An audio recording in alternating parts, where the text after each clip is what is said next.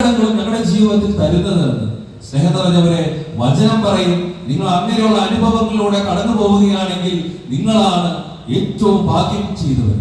നിങ്ങൾ ശരിയായ ദിശയിലൂടെയാണ് യാത്ര ചെയ്തതെന്ന് വചനം നമ്മളോട് പറഞ്ഞു തരികയാണ്. സുവിശേഷ ഭാഗ്യങ്ങൾ നമുക്ക് കാണാപ്പാടം പറയാം അല്ലെ. കർത്താവ് ആരെയാണ് ഭാഗ്യവാന്മാരെന്ന് വിളിക്കുക? വിശക്കുന്നവരെയും നീതിക്ക് വേണ്ടി ദാഹിക്കുന്നവരെയും, ചുരുക്കി പറഞ്ഞു കഴിഞ്ഞാൽ സഹനത്തിലൂടെ കടന്നു പോകുന്ന മനുഷ്യരെയൊക്കെ നോക്കി കർത്താവ് പറയുകയാണ്, നിങ്ങളാണ് ഭാഗ്യം ചെയ്തവരെന്ന്.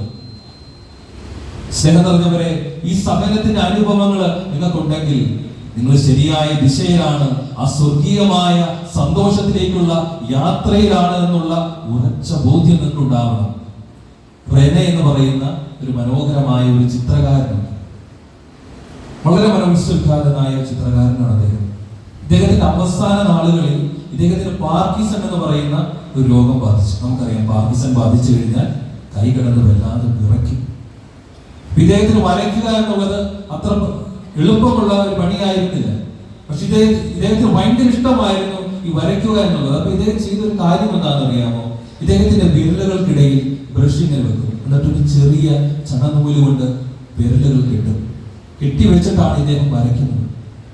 വളരെ വേദന നിറഞ്ഞതാണ്. ഒരിക്കലും ഒരു മനുഷ്യൻ വന്ന് ഈ റെനയോട് ചോദിക്കുന്ന ഒരു ചോദ്യമുണ്ട്. ഇത് വളരെ വേദന നിറഞ്ഞൊരു അനുഭവമല്ല. ഇത്ര വേദനപ്പെട്ട് സങ്കടപ്പെട്ട് എന്തിനാണ് നിങ്ങൾ ചിത്രം വരയ്ക്കുന്നത്?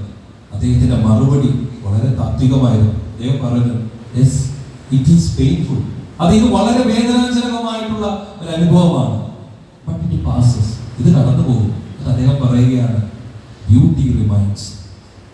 ഇത് വേദനാജനകമായ അനുഭവമാണ്, ഇത് കടന്നു പോകും. പക്ഷെ ഇതിനൊക്കെ അപ്പുറം സൗന്ദര്യം എന്ന് പറയുന്ന അനുഭവം ഉണ്ടല്ലോ.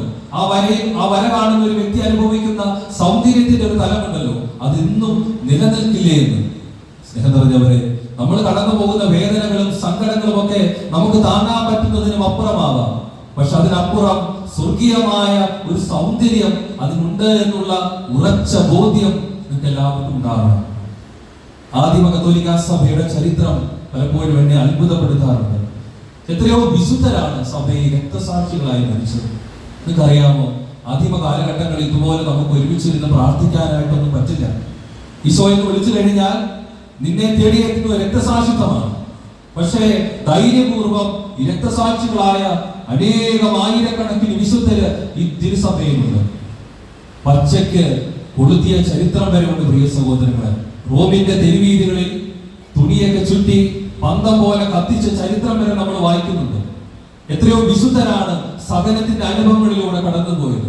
ഈശോയുടെ അപ്പോസ്തലന്മാരെല്ലാം വേദനയുടെ അനുഭവങ്ങളിലൂടെയല്ലേ കടന്നുപോയത്. അവരെന്തുകൊണ്ടാണ് ഈ വേദനകളെയും സഹനങ്ങളെയും ഒക്കെ ഏറ്റെടുത്തത്? ഇത്രയും വേദനാജനകമായ അനുഭവങ്ങളുടെ മുമ്പിൽ നിൽക്കുമ്പോഴും അവരൊരിക്കലും പതറിയില്ല. എന്തുകൊണ്ടാണ് അവർ പതറാത്തത്? അവർക്കൊരു ബോധ്യമുണ്ട്, ഞാൻ കടന്നു പോകുന്നത് ഇടുങ്ങിയ വാതിലിലൂടെയാണ്. ഈ വാതിലിനപ്പുറം യേശു തരുന്ന ആ സ്വർഗീയമായ ഒരു സന്തോഷം എന്റെ മുമ്പിലുണ്ട്. മർക്കോസ് എന്ന സുവിശേഷകൻ പറഞ്ഞ ഒരു വാക്ക് ഇപ്പോഴും എന്റെ ഹൃദയത്തിലുണ്ട്. അദ്ദേഹം പറയുകയാണ്, അദ്ദേഹത്തെ കുതിരവാലിൽ കെട്ടിയാണ് റോമിന്റെ തെരുവീതിയിലൂടെ വലിച്ചിഴച്ചുകൊണ്ട് പോകുന്നത്. അദ്ദേഹം പറയും, നിങ്ങൾ കുതിരവാലിൽ കെട്ടി ഈ റോമിന്റെ തെരുവീതിയിലൂടെ എന്നെ വലിച്ചിഴച്ചു കൊണ്ടുപോയാലും കർത്താവായ യേശു ജീവിക്കുന്നുവെന്ന് ഞാൻ ഏറ്റുപറയും. ഇവർക്ക് ഇത് എങ്ങനെ പറയാൻ പറ്റും? ഒറ്റ കാര്യമേ ഉള്ളൂ, ഇവർ കടന്നു പോകുന്നത് ഇടുങ്ങിയ വാതിലിലൂടെയാണ്, സഹനത്തിന്റെ വാതിലിലൂടെയാണെന്നുള്ള ഉറച്ച ബോധ്യമുണ്ട്. ഈ വാതിലിനപ്പുറം ദൈവം തരുന്ന സ്വർഗീയമായ ഒരു സന്തോഷം ഉണ്ട് എന്ന് ഉറച്ച ബോധ്യത്തോടുകൂടെ അവർ ചിന്തിച്ചിട്ടുണ്ട്.